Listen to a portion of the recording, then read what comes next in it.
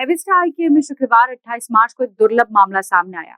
39 वर्षीय महिला के आग से 9 सेंटीमीटर लंबा कीड़ा यानी आई वॉर्म निकाला गया, जिसने सभी को चौंका दिया। इस महत्वपूर्ण मामले को लेकर पत्रकार क्लब ऑफ नागपुर में एक प्रेस कॉन्फ्रेंस आयोजित की गई, जिसमें डॉक्टर श्रद्धा विजय वाघमारे और डॉक्टर संजय जायसवाल ने इस जटिल ऑपरेशन को सफलतापूर्वक अंजाम दिया।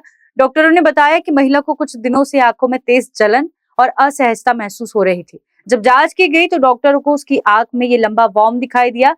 विशेष सर्जरी के जरिए इसे सफलतापूर्वक बाहर निकाला गया है। इस दुर्लभ केस के बारे में जानकारी देते हुए एविस्टा आई केयर सेंटर के विशेषज्ञों ने बताया कि संक्रमण आमतौर पर संक्रमित मच्छरों के काटने से फैल सकता है। उन्होंने लोगों को आंखों की स्वच्छता बनाए रखने और किसी भी असामान्य लक्षणों को नजरअंदाज न करने की सलाह दी। इस घटना ने चिकित्सा जगत को भी हैरान कर दिया है और लोगों को सतर्क रहने का संदेश दिया है। मैं डॉक्टर श्रद्धा विजय वाघमारे एविस्टा आई केयर सेंटर धंतोली में जॉब करती हूँ एज अ कंसल्टेंट ऑफ्थेल्मोलॉजिस्ट। तो हमारे यहाँ जो पेशेंट आई थी वो 39 साल की एक महिला थी। आँख में उनको तकलीफ़ हो रही थी, जैसे कि आँख में लाली आ गई थी और दर्द हो रहा था उनको। तो वो 30 घंटों से उन्हें तकलीफ़ हो रही थी। तो जैसे ही वो हमारे अस्पताल में आई, हमने चेकअप वगैरह किया और फिर पता चला कि ये कीड़ा उनके आँख में जो है वो ज़िंदा है और उसकी हलचल हो रही है। तो इसलिए हमने फिर डिसाइड किया कि तुरंत उसका ऑपरेशन करके उस कीड़े को उसके आँख से निकालना बहुत ज़रूरी है। बहुत बाद में पता था कि मतलब कैसा कि वो जो कीड़ा है वो एग्जैक्ट आपको सामने से जैसे बताया कि वो पन्नी होती है हमारी आंखों के सामने की, वहां पे एग्जैक्ट दिखा। पहले काफी टाइम तक दिखा नहीं, फिर कैसा था मतलब?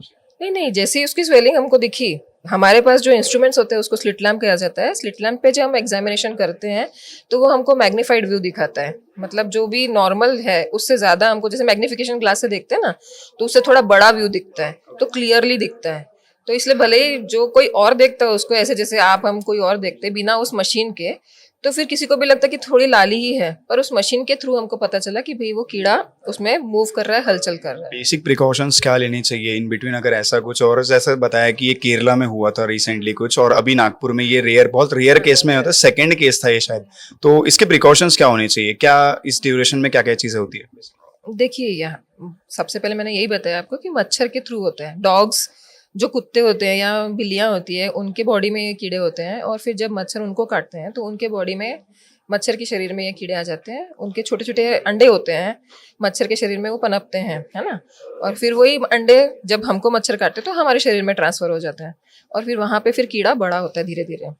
तो प्रिकॉशंस तो यही है कि आप जो कुत्ते बिल्ली जो भी पालते हैं उनको भी आप थोड़ा मतलब सावधानी पूर्वक, उनके कीड़े वगैरह हो तो उनको थोड़ा प्रिकॉशसली उनको एंटी हेलमिंथिक्स या ऐसे कुछ टैबलेट्स जो उनके लिए होते हैं वो दिए जाएं, ताकि वो भी, उनका भी डिवर्मिंग हो और हमको मच्छर से बचाव करना होगा। जैसे ये जो रेटिना के पीछे में, जैसे बोला कि रेटिना के पीछे में जाने के बाद में एग्जैक्ट क्या अफेक्ट होता है सर, आपसे जानना चाहते हैं? क्योंकि कीड़ों का कोई भरोसा नहीं रहता। ये ब्लड स्ट्रीम के द्वारा आँख से लंग्स में भी जा सकते, ब्रेन में भी जा सकते, कहाँ तक हानि पहुँचाएंगे ये बता नहीं सकते। अब वो 30 घंटे में उनको उनका सिम्टम्स दिखना चालू हुआ, अब वो नहीं निकाले रहते तो कितना बड़ा होता था।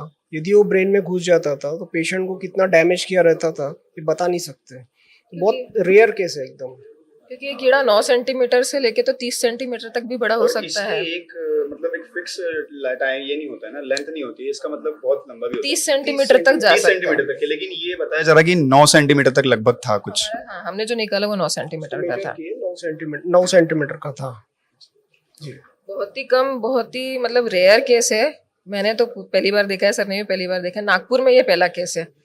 तो हम लोग भी बहुत आश्चर्यचकित हो गए जब मैंने फर्स्ट टाइम देखा। तो मैं ऐसी थी कि ये कैसे दिख रहा है। सर को भी मैंने दिखाया, सर देखिए सर कुछ हिल रहा है।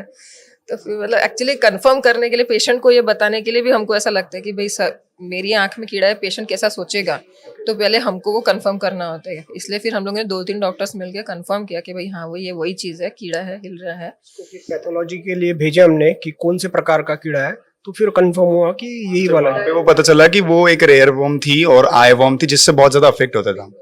कारा न्यूज़ के लिए सचिन जोड़ापे के साथ हरि व्यास की रिपोर्ट। भगवान बाबा हनुमान जी को प्रणाम, महान त्यागी बाबा जुमदेव जी को प्रणाम।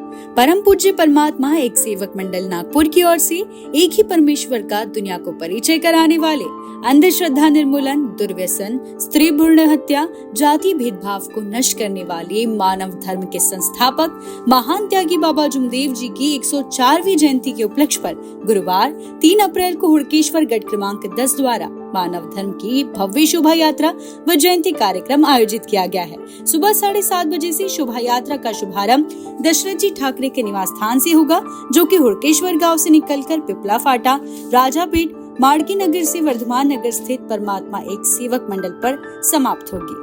कार्यक्रम के मार्गदर्शक रहेंगे श्री गोविंद राव सुनवाने एवं रामाजी भोयर, कार्यकर्ता लक्ष्मण गुंडाने, भीमराव ठाकरे, डोमाजी सोनवाने और मित्र परिवार का सहयोग।